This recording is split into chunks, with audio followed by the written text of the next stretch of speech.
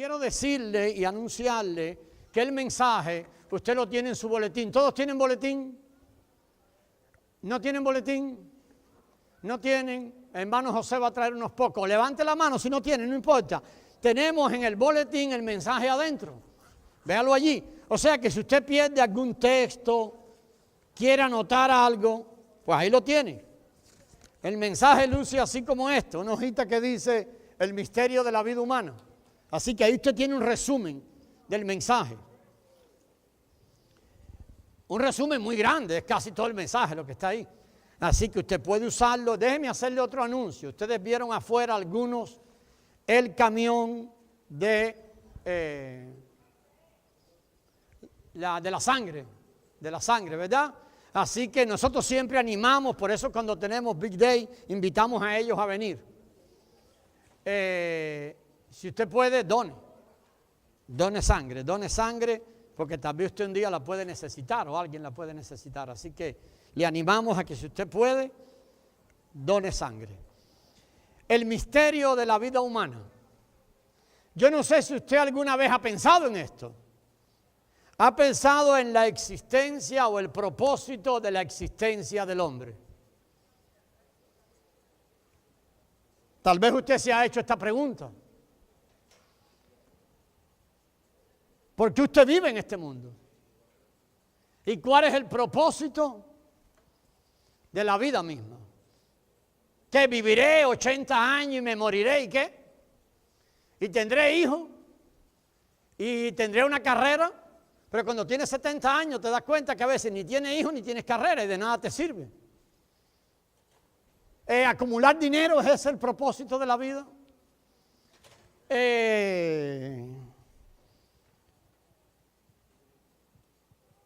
Disfrutar de todo lo que hay en el mundo, ¿es ese el propósito de la vida? Yo creo que la mayoría nos damos cuenta y nos hemos dado cuenta que ni el dinero, ni la educación, ni el éxito satisfacen al hombre. Es muy pocas veces o casi no hay veces en que la gente diga, ya tengo dinero suficiente, ya no quiero más. ¿Usted ha oído eso alguna vez? Todo el que tiene mucho, ¿qué quiere? Y cuando se le acaba o pasa algún problema, hasta se suicida. O sea que el dinero no trajo satisfacción. El éxito no trajo satisfacción. Hemos visto tantos y tantos que parecían tener éxito y cómo terminaron. O sea que el éxito no satisface el corazón del hombre. Ni los logros, ni la educación.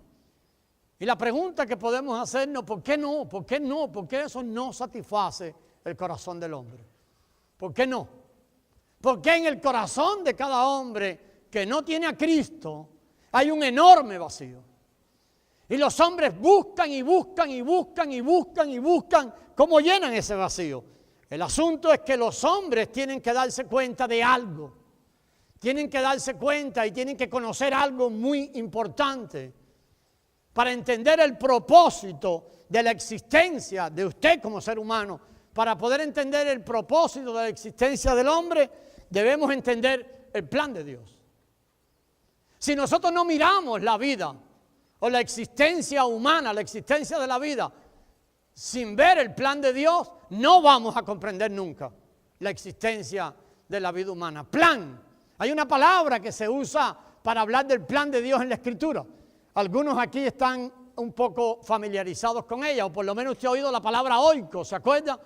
La palabra oikos, para cuando habla del plan de Dios, es la palabra oikonomía.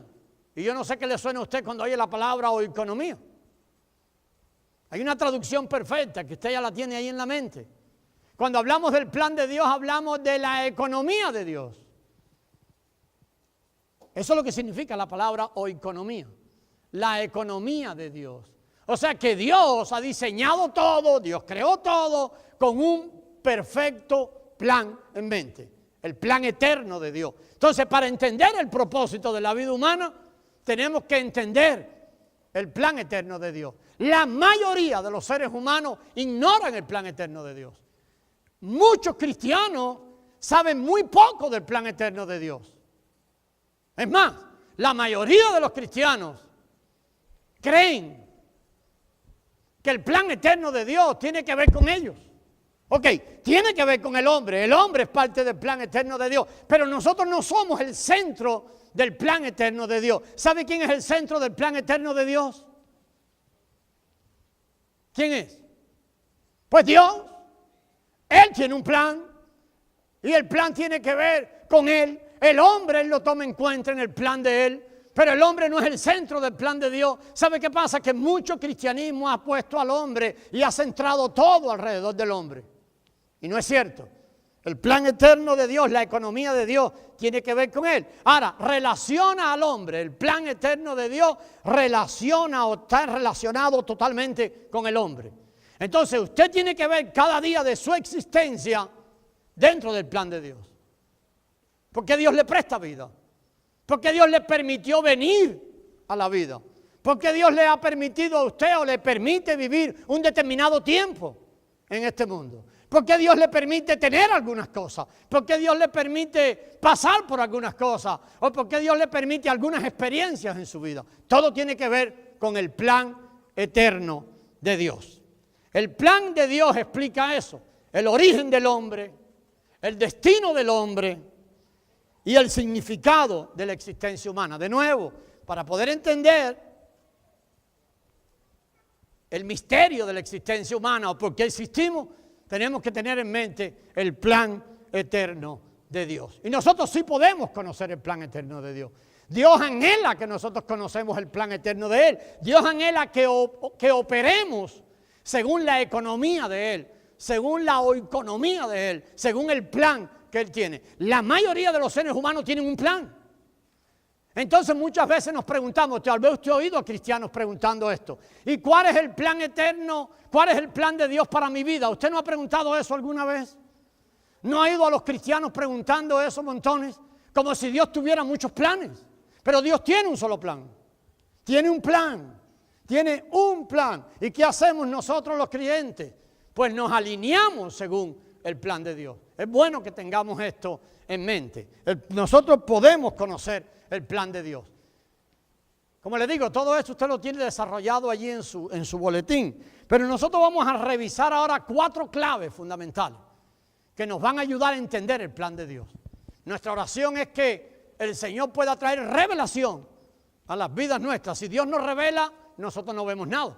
Así que oramos para que el Señor traiga revelación. Lo primero que tenemos que entender dentro del plan eterno de Dios, ¿qué cosa es? ¿Qué dice ahí? Que Dios ha creado al hombre. Usted no vino del mono.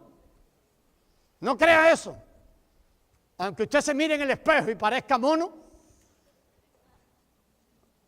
Dios, ¿cuál es el primer punto que nos ayuda a entender esto? Dios crea al hombre. Ese es el primer punto. El hombre tiene que verse como una criatura de Dios. Dios le creó a usted. O sea que usted no es un accidente en este mundo. Dios le creó. El segundo punto. El hombre creado por Dios, ¿qué pasó con él? Cayó. Se hundió. Está hundido hasta la médula. No hay nada bueno en el hombre que Dios creó. ¿Pero qué creemos hoy?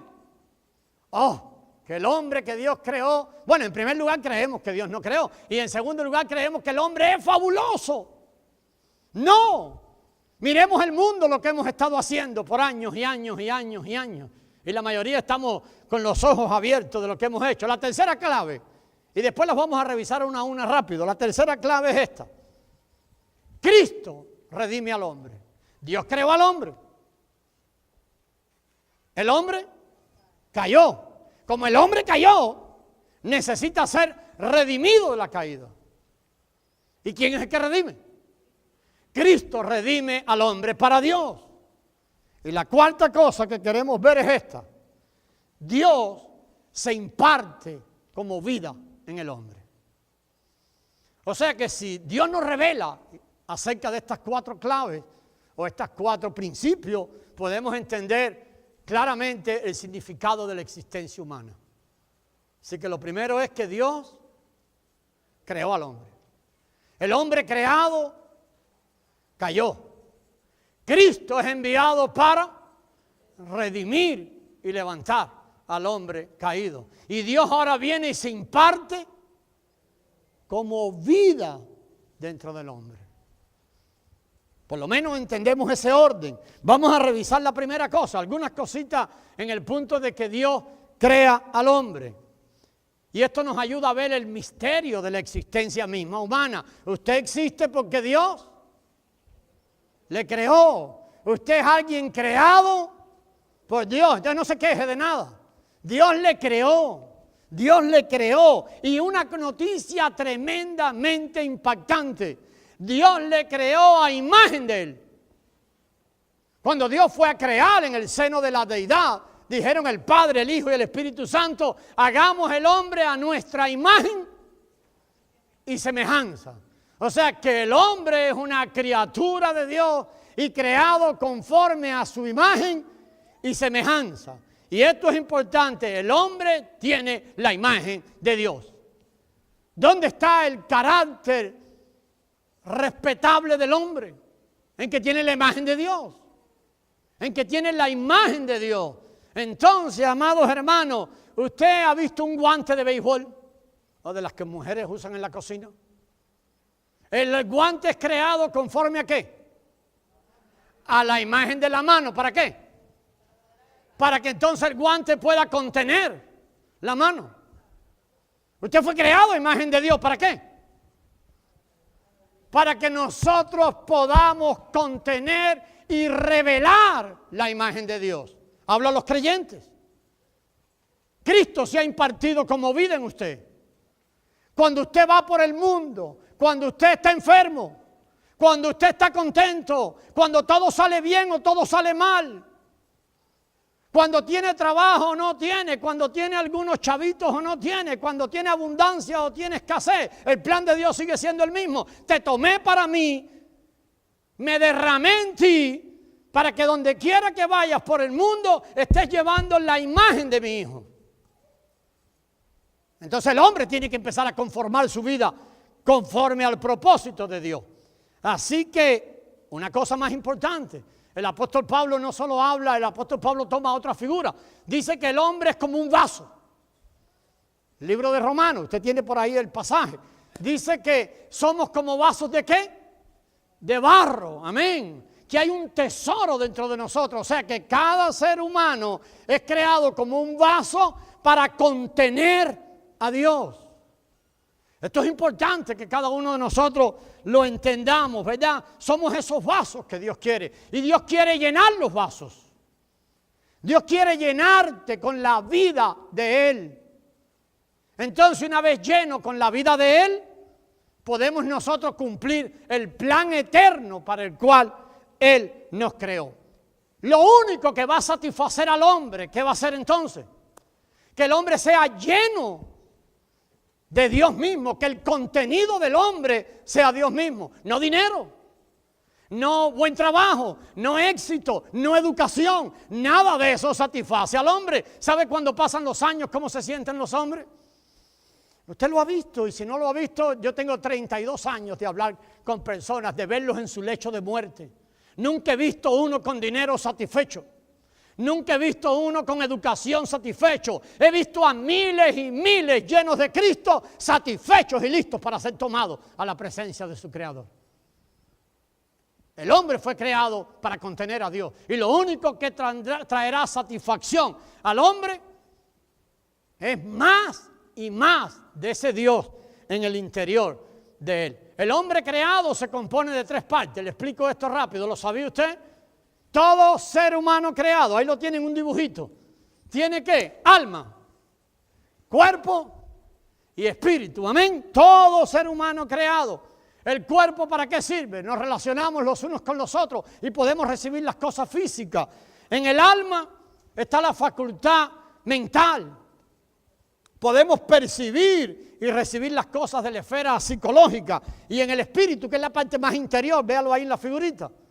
En el espíritu podemos recibir las cosas espirituales y es donde podemos relacionarnos con Dios. Entonces es importante. Dios quiere entrar en el espíritu del hombre. Voy a ponerle otra figurita que está muy buena. Dios quiere entrar en el espíritu del hombre para entonces llegar a ser su contenido y su satisfacción. Dios crea al hombre, lo crea para llenarlo de él. Pero sucedió algo en la Biblia. Cuando Dios estaba dispuesto a llenar al hombre, ¿qué hizo?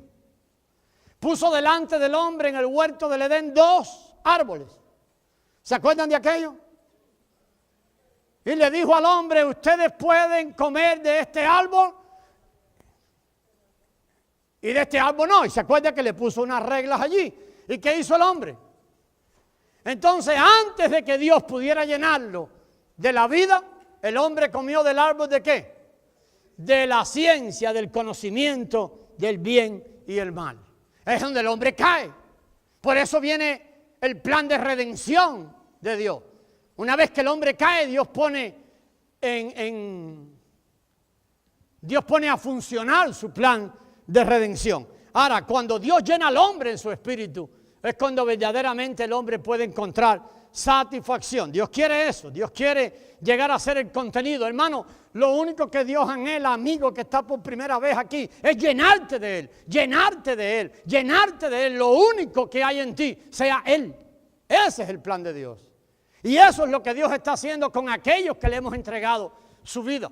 ¿Sabe lo que pasa? Que nosotros resistimos esta llenura. Dios nos tomó para llenarnos de Él, pero nosotros resistimos eso. Entonces Dios, como es serio y como sabe que tú le dijiste que querías ser lleno de Él y Dios te tomó por hijo, Dios inicia un proceso en tu vida para deshacerte de todo lo que es tuyo y llenarte de todo lo que es de Él. Ese es el proceso que Dios a muchos de nosotros nos tiene sometidos. O sea que fuimos creados para contener a Dios en nuestro espíritu. Ya vimos que el hombre cayó y esto revela otro misterio tremendo. Dentro del hombre hay dos naturalezas. ¿Usted lo sabe? ¿Lo ha visto funcionar alguna vez en usted? ¿Le ha visto que en usted anhela y desea hacer el bien? Anhela y desea hacer lo bueno. ¿Pero qué pasa con usted? La mayoría de las veces se encuentra haciendo todo lo desagradable que usted no quiere hacer. ¿Alguno además de mí le ha pasado aquí? Todos experimentamos dentro de nosotros esa doble naturaleza. ¿Por qué? Porque el hombre cayó. Como el hombre cayó, hay en él esa doble naturaleza en el hombre. Hay dos naturalezas en el hombre. Una naturaleza la recibimos por creación. ¿De dónde viene su naturaleza pecaminosa o el pecado? O la vieja naturaleza. Desde Adán. ¿Verdad que sí? Amén. Y la otra la recibimos por nacimiento. Es importante. El apóstol Pablo en Romanos habla mucho de esa operación interior de la vieja naturaleza. La naturaleza caída o vieja o carnal, la Biblia la llama el pecado, en singular, el pecado. El pecado. En nosotros hay una naturaleza carnal que se llama el pecado. El pecado está allí en nosotros. El pecado entró en el hombre y lo hizo caer. ¿Se acuerdan de aquello? Ahora mire esa figurita, no sé si se ve bien. Las tres áreas del hombre son afectadas por el pecado. ¿Qué quiere decir eso? Que es afectado su espíritu. El hombre muere espiritualmente. Es afectado su alma. El alma del hombre toma control del hombre. ¿Lo están viendo hoy o no? El hombre natural es un hombre almático. Todo tiene que ver con el alma. Que le gusta hacer solo lo que le gusta hacer. Le gusta hacer solo lo que lo emociona hacer. Todo tiene que ver con su alma, satisfacer su alma. O sea que cayó el espíritu. El alma del hombre es rebelde. Es rebelde. Usted es un ser humano rebelde. Yo soy un ser humano muy rebelde. El cuerpo del hombre peca y comete pecados. Todo eso producto de la caída. El hombre, y esto lo pone peor, el hombre no puede salvarse a sí mismo. ¿Pero qué es lo que el hombre intenta hacer? Ok, voy a ir el domingo a la iglesia. Voy a leer la Biblia. Voy a orar. ¿Qué es lo que está haciendo el hombre? Quiere salvarse a sí mismo. Quiere hacer cosas para salvarse a sí mismo. O sea, que si usted está aquí para eso hoy, quiero decirle que no le alcanza para salvarse. No le alcanza para salvarse. Las buenas obras no pueden salvar al hombre. Delante de Dios la Biblia dice que nuestras buenas obras son como un trapo de inmundicia. O sea, no pueden salvar al hombre. Por eso, hermano, Cristo viene a redimir al hombre. Y esto explica la muerte y resurrección del Dios hecho hombre. Cristo viene para redimir al hombre. Pero ¿por qué Cristo murió? ¿Por qué Cristo resucita? Porque era la manera de redimir al hombre. El hombre no puede salvarse a sí mismo. Entonces tenía que haber un Salvador que viniese de afuera. Es Dios mismo que se convierte en el Salvador del hombre. Cuando hablamos de Cristo, ¿de quién hablamos? Hablamos de Dios. Hablamos de la corporificación de Dios. Dios se hizo hombre. Dios se hizo cuerpo. El libro de Juan dice, y la palabra se hizo, ¿se acuerdan de Juan 1:14? El verbo se hizo carne y habitó entre nosotros. Así que, amados hermanos, Él es Dios completo. Cuando hablamos de Cristo, no hablamos de un medio Dios y un medio hombre. Hablamos de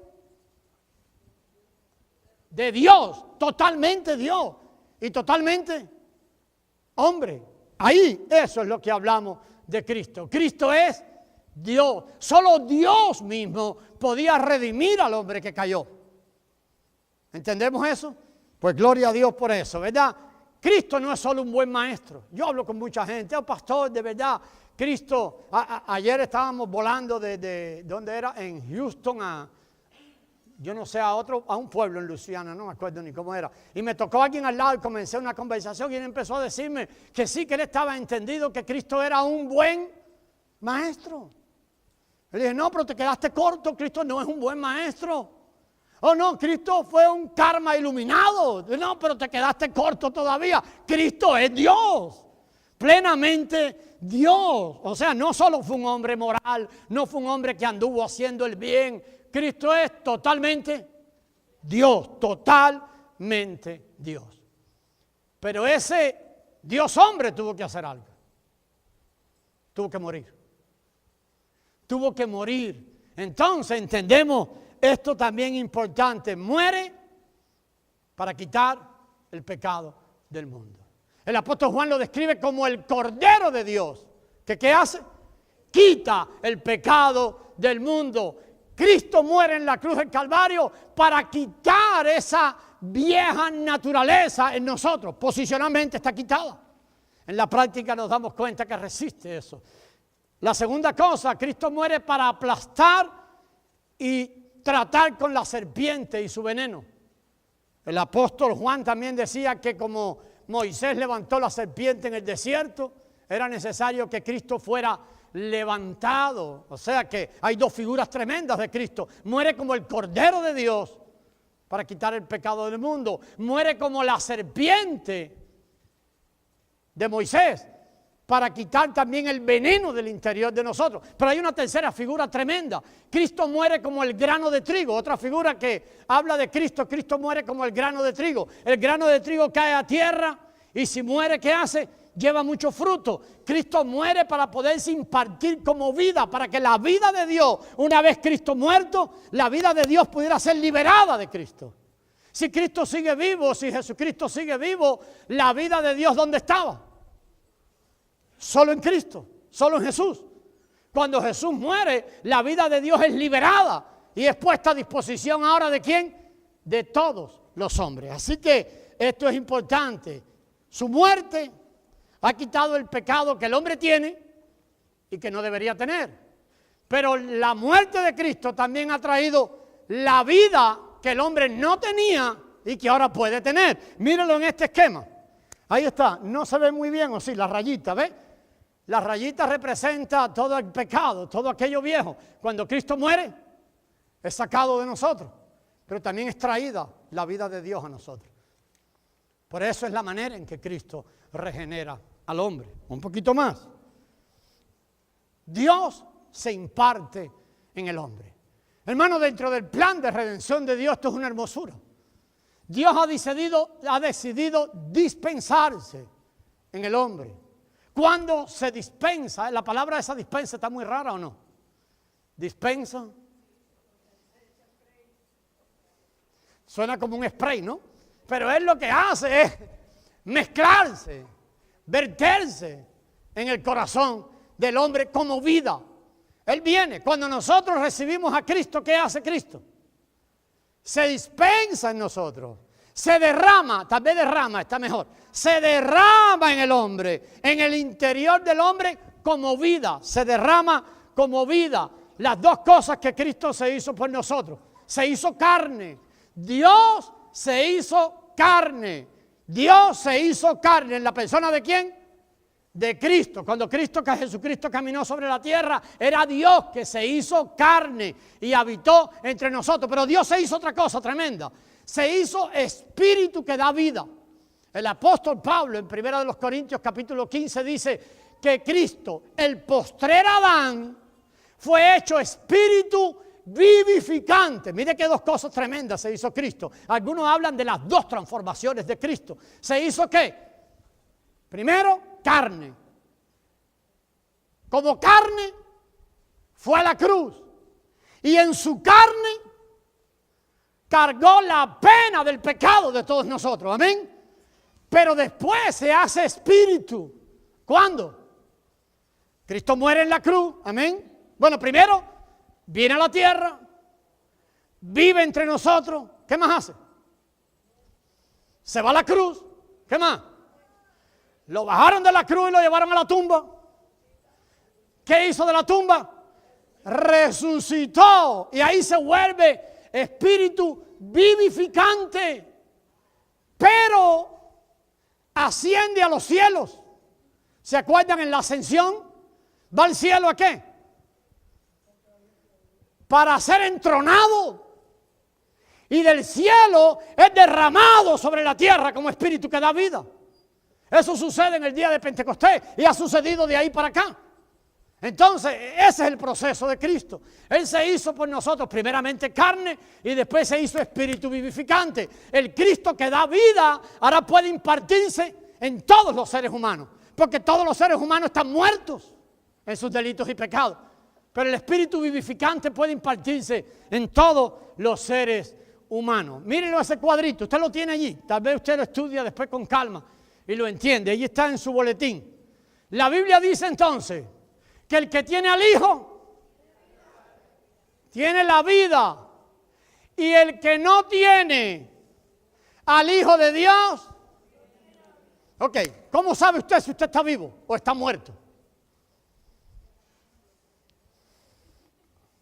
Esto es fácil, ahí que dice, el que tiene al Hijo, ¿quién es el Hijo? El Hijo de Dios, ¿quién es? Amén, ¿usted tiene al Hijo? Le voy a decir algo con todo el respeto a los que están por primera vez, algún otro. Si usted no sabe que lo tiene, es que no lo tiene.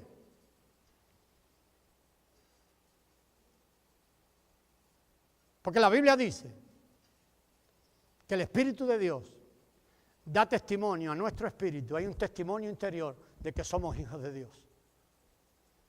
O sea, que el que tiene al Hijo, tiene la vida. El que no tiene al Hijo de Dios, usted puede tener 5 hijos, pero eso no es. El que no tiene al Hijo de Dios, no tiene la vida. Está vivo, camina, habla, ha trabajado mucho tal vez, trabaja mucho, pero no tiene vida espiritual. Porque no tiene a quién, al Hijo. Entonces el hombre caído que Cristo regenera, pone la vida del Hijo en él, para que ese hombre ahora pueda ser restaurado. Entonces necesita eso. ¿Cómo es regenerado el hombre? Ya lo vimos, ¿verdad? En su primer nacimiento el hombre recibe una vida física, pero todos los seres humanos necesitan un segundo nacimiento. Hace 32 años viviendo en la ciudad, en el país más bonito del mundo, ¿saben cuál es? No es Honduras, no es Colombia, es Costa Rica. Así que viviendo allí, yo nací de nuevo.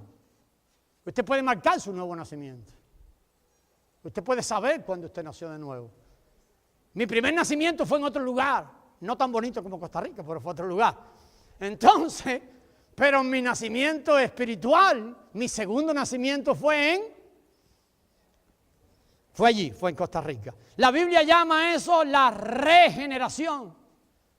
Una palabra más fácil, ¿sabe cuál es? Recreación. Ningún cubano se ponga bravo conmigo, please. Please.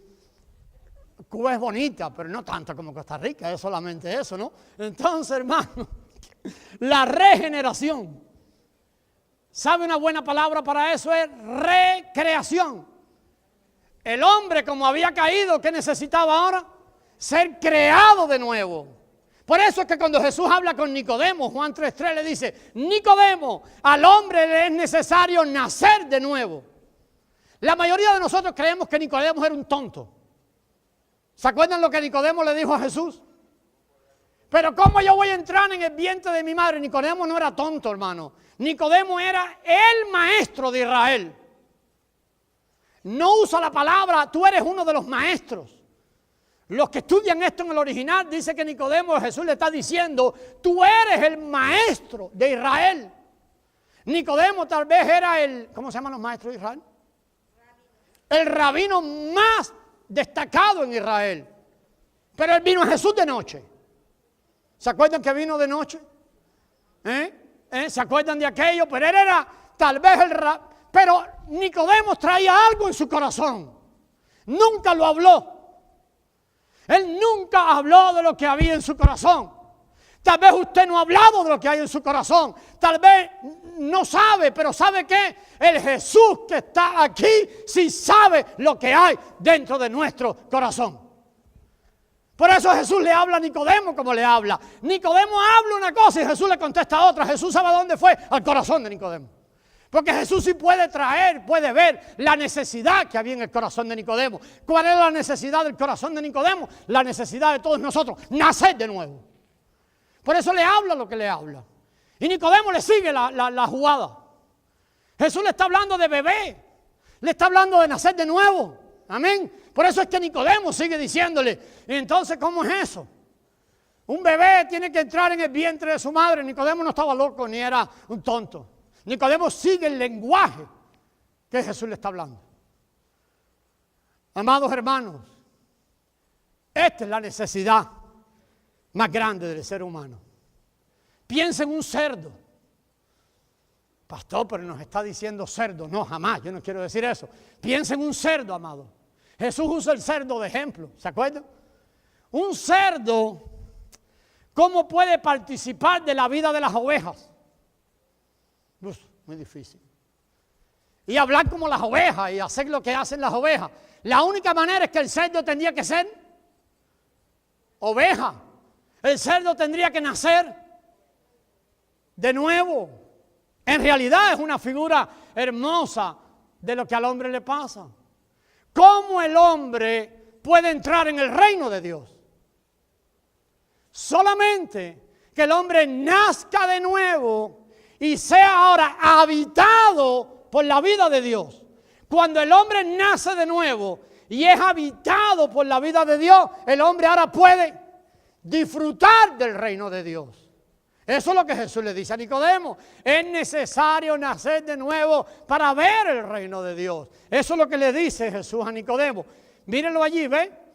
Mírenlo ahí. Dios, hermano amado, el hombre no puede participar del reino de Dios, ni llevar una vida divina por educación, por mejora.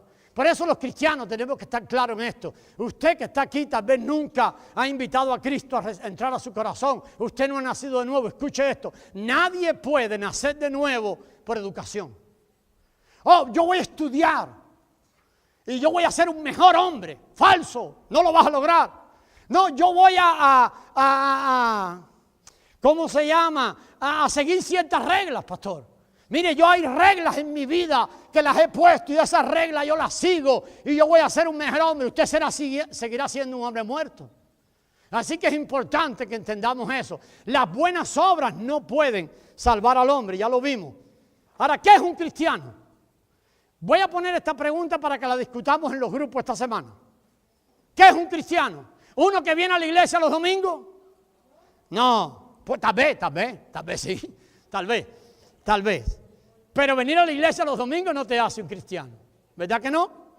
Muy bien. ¿Qué es un cristiano? Un cristiano es uno que recibe, pero ahora quiero que hable esa palabra, que recibe la vida de Dios que se derrama en él. ¿Quién es un cristiano? Uno que al oír el mensaje de la palabra de Dios, abre su corazón.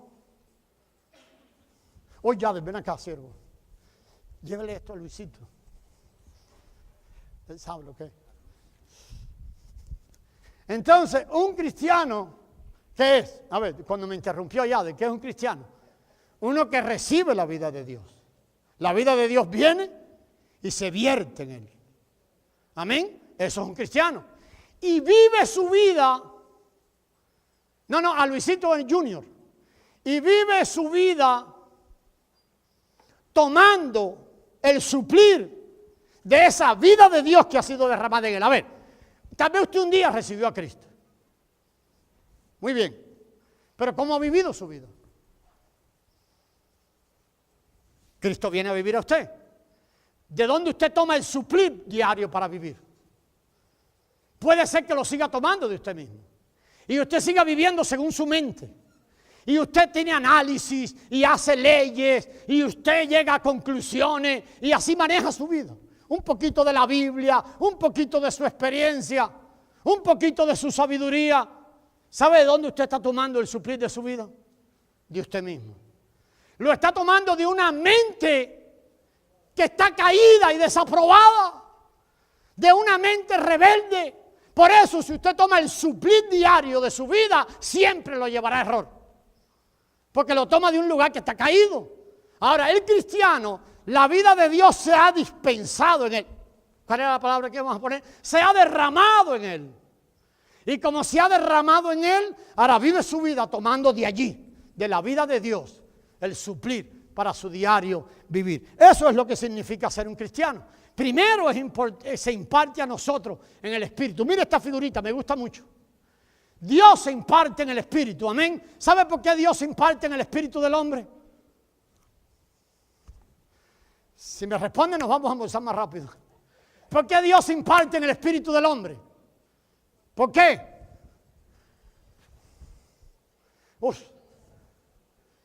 Porque Dios es Espíritu. Él no puede venir a la mente del hombre. Él no puede encontrar habitación en la carne del hombre, en el cuerpo del hombre. Él viene al espíritu del hombre, porque Dios es espíritu. Por eso cuando creó al hombre, le puso espíritu. Dijo un día, el hombre y yo podemos comunicarnos, ¿dónde? En el espíritu. Entonces Dios viene y se derrama en el espíritu del hombre. Y desde ahí comienza un proceso tremendo, hermano, usted lo está viviendo. El que tiene a Cristo lo está viviendo. Desde adentro del hombre, Dios comienza ahora a controlar el alma. El alma, ¿qué palabra usted usó? Me encanta esa palabra. Quítese la palabra cambio de usted. Dios no quiere cambiarlo usted. Quiere matarlo. Para el hombre, ¿sabe qué tiene? Dos cosas tremendas. Una cruz para matarlo y una tumba para enterrarlo en el bautismo. Por eso Él pone la vida del Hijo, se derrama en nosotros. Entonces ahora la vida del Hijo, ¿qué hace todo el proceso? Ve allí. Dios empieza a fluir del interior. Hasta que un día, alma y cuerpo, ¿ahora qué? Están guardados irreprensiblemente por el Espíritu Santo de Dios que ha sido derramado en el hombre. Ese es el proceso que conocemos como transformación. La transformación en la vida cristiana. A ver, no quiero que usted se sienta mal cuando dije la palabra cambio. Sí, al final se ve un cambio en el hombre. Pero un cambio que viene ¿de dónde? De la vida de Cristo que ha sido derramado en usted. Está creciendo la vida de Cristo y la suya está siendo eliminada. Entonces, un cambio que viene por transferencia. Por eso se llama transformación. Eso es lo que Él hace en la vida nuestra. Mire Romanos 9, 8:29, no lo busque, usted lo tiene, lo busca con calma, se lo pongo, dice ahí, porque a los que antes conoció, también los predestinó para que fuesen hechos conforme a la imagen del Hijo. ¿Están viendo el plan eterno de Dios? Ese versículo es una belleza. Dios, desde la antigüedad, predestinó personas que creó.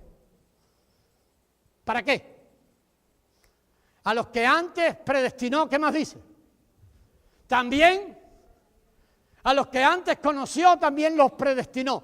Los conoció, los tomó para Él, ¿para qué? ¿Para qué? Para que el Hijo, para que Cristo sea formado en usted. Dios no terminará el proceso hasta que no lo elimine a usted y lo único que quede en usted sea Cristo. Oye, pastor, pero eso suena un poquito nada. O te pone suave o Dios lo va a hacer a su manera. Él te tomó como hijo.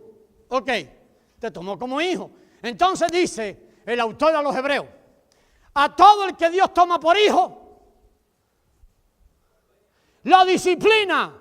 ¿Sabe qué es eso? Voy a quitarte todo lo tuyo para que quede mi hijo.